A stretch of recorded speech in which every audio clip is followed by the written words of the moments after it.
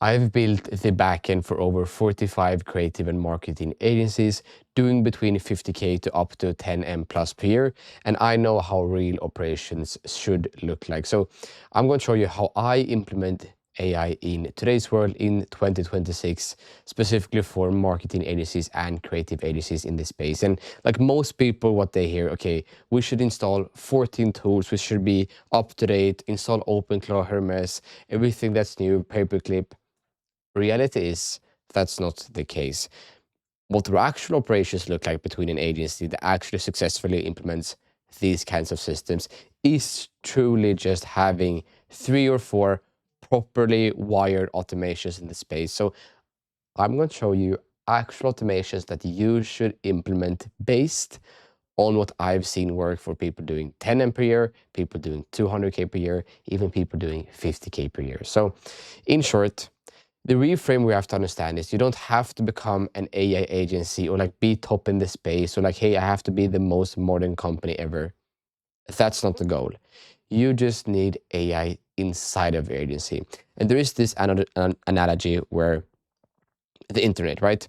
People thought, okay, we have to be an internet company, we have to be online to use internet. Well, no, you use internet to implement things on the web. So like, hey, your web page, your Google business profile, and so on. So in short, the goal here is not to like, we need to have everything AI. We just need to use AI inside of your agency. So the reframe needs to be your agency with AI tools, right? That's a better agency, not agency and then AI company. Don't try to reframe your whole company around AI or like be this modern tech. People still want traditional marketing or traditional creative agencies. Be that person. Now, specific systems, okay, for like 5 main areas where I've seen AI moves the needle the most. So like the things that you should actually think about spending time in. The major one, of course, the first one being the client reporting and visibility. This is huge. You implement systems in reporting, in PDFs, even just live systems connected with AI and so on. That's a major thing I've been working on recently, where I have implemented full-on dashboard systems, everything that you use on a day-to-day basis as an agency. Then, of course, the second phase being creative production. That's a thing which I have implemented AI. I just removed that. That's a thing I just have seen to work very well. So like strategize, also high-level thinking, where you can just output a bunch of things is just creative thinking, right? So the thing that you want to do is, okay, we can ask ChatGPT. So if a real scenario would be here, okay, what would I do? Well, you implement your specific rules. It's very specific to add context to AI, to like tell them the specific situation about your company, your clients, the things that you do differently.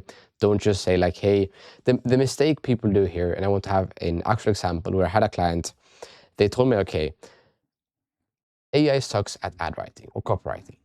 So what they did, well, they put into Mr. Chat GPT, and the prompt was like this. They said, draft me 100 ad copywriting hooks, right? AI will never do a good output when you are generic to the AI. The more specific you are, the better the results will be. So what they should actually look like, so nothing like this. The real life example here would be something like this. I run X, Y, Z company. You have to give context about your company. Tell them what you do, tell them what type of ads you run, for what niche, what the market is, and you just need the variable here, which is context. You need as much context as possible about what you do and who you are. That alone can make a very specific, like better output overall. And the main part here, now that I have given the context, the next steps is just truly being able to say, okay, first off, these are my rules. And then you state your rules. So how do you write? What tone do you use? What kind of market you're in? If it's professional, if it's more with the jokes. You have to be very specific on where you actually are and what you're trying to achieve. And the thing I usually do, and I've seen other people do in the space here, which people I work with, is you have to reverse engineer the entire process. So instead of thinking, okay, I want to create XYZ copy, instead, you think, okay, what do I actually want to do with this? Well, I want to sign clients for, let's say, one of my clients. I want to sign clients for an agency. So I want to, that should be like the outcome here. Or it could be something like I want to perform for one of my clients. So I want lead magnet signups. I want B2B SaaS signups, right? You need to reverse engineer based on the outcome, not the other way around, because AI won't understand this. It won't understand draft me a copy or draft me creatives or try to you have to be specific. Now, the third thing, which is super important, is of course the automations around the lead intake and speed to response. I have a video about this, and the goal here is just to minimize friction and maximize the amount of results. Everybody knows the study about Harvard where they talk, hey, if you respond within 5 minutes, the likelihood of you getting the clients or getting on the call and so on is 400% of a difference. So it's huge. The fourth one, which is actually quite underutilized, and I don't see many people do this, but I know it's huge, is to create onboarding SOPs, dialing that part that you can help with scaling, with hiring, with implementing new tools, new systems, and you can make AI to draft step-by-step documents for you. I know how tiring it can be to hire people or explain everything. The thing you can do is say, hey, this is what I do day to day, and then create a personalized plan on specific platforms. The thing I do personally here is I go on a tool, which let's say I created, I use Go High Level, is whatever. I ask AI to go into the tool, connect it, take screenshots, and then create me specific SOPs and tools and onboard documents on how to use it the right way based on my knowledge. That's huge. Last thing, of course, is scope creep in just margin protection. So you have AI systems where you can basically reduce the chance of you having scope creep, things happening. And the goal here with this specific thing is, okay, you'll have usually, hopefully all agencies, which at least I work with, have a proposal. And within this proposal, there are deliverables. So you can have an AI that basically scans the proposal and deliverables document and timelines and see if this is on par. If not, then move on, right? We have to change the scope.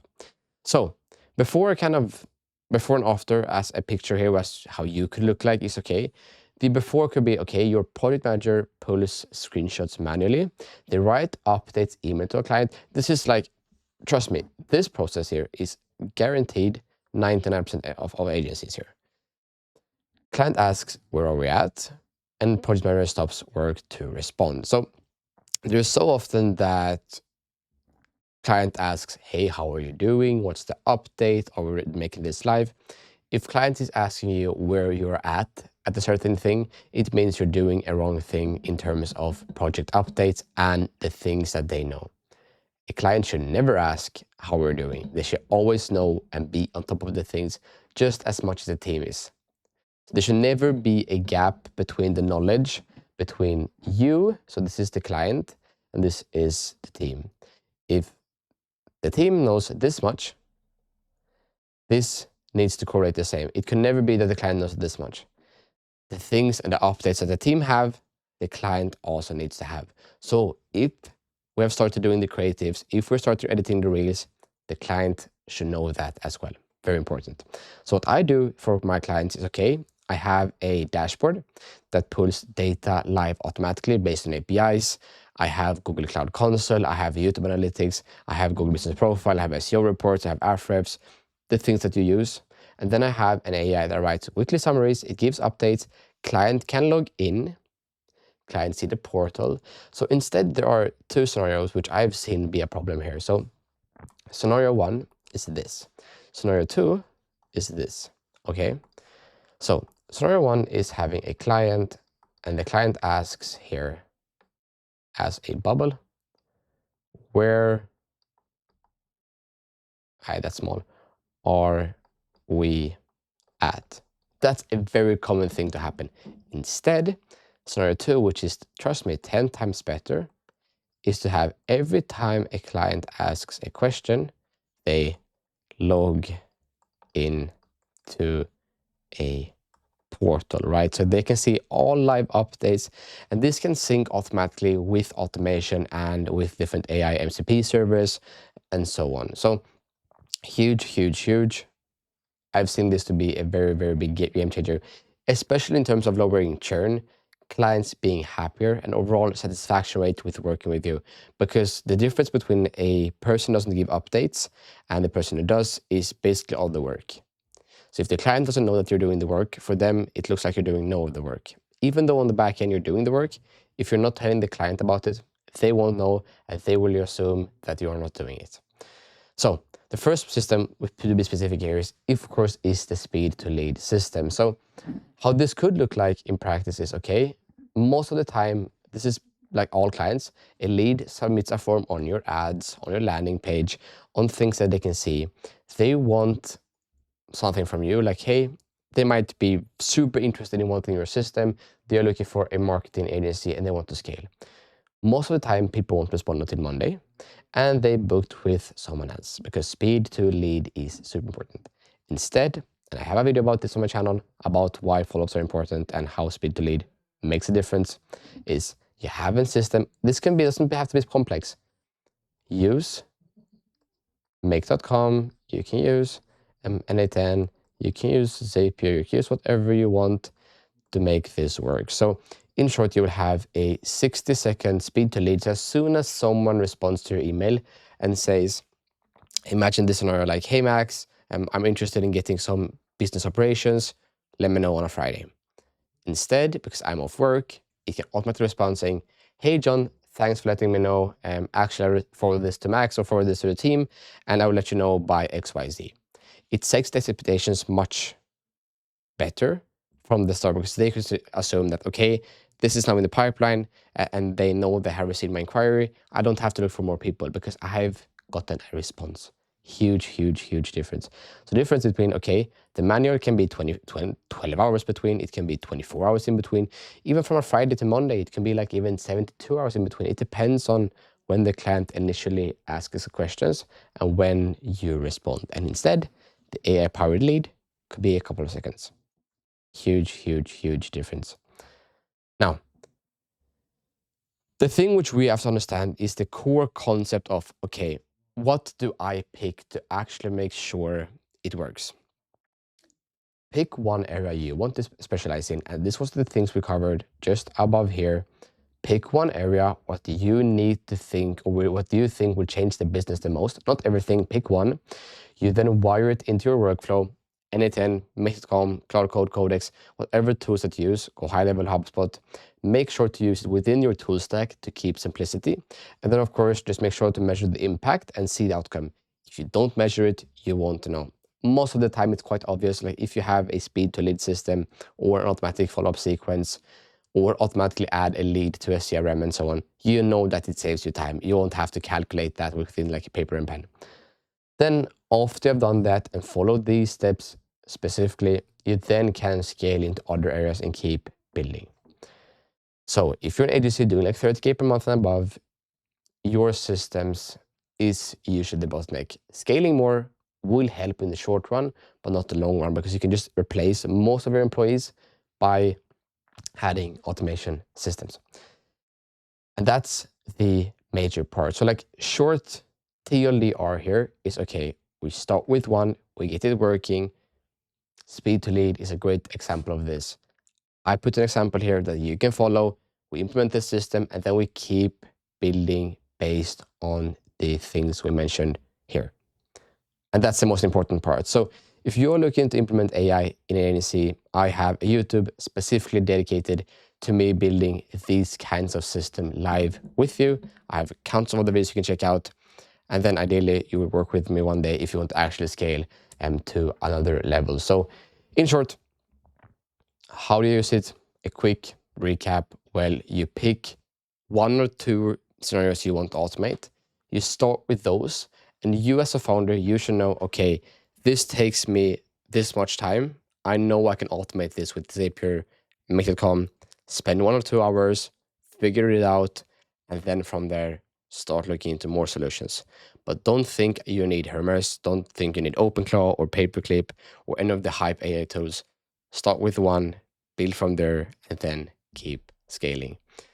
So if you're interested, you can book a call with me down below and hear more, or you can just consume more of my videos. I have plenty of end-to-end walkthroughs on how I actually build these systems completely live, including the example I showed below of me building this in make.com with the speed to lead system regarding this. So if you're interested, check that out. If not, good luck, and let me know if you want to see something specific.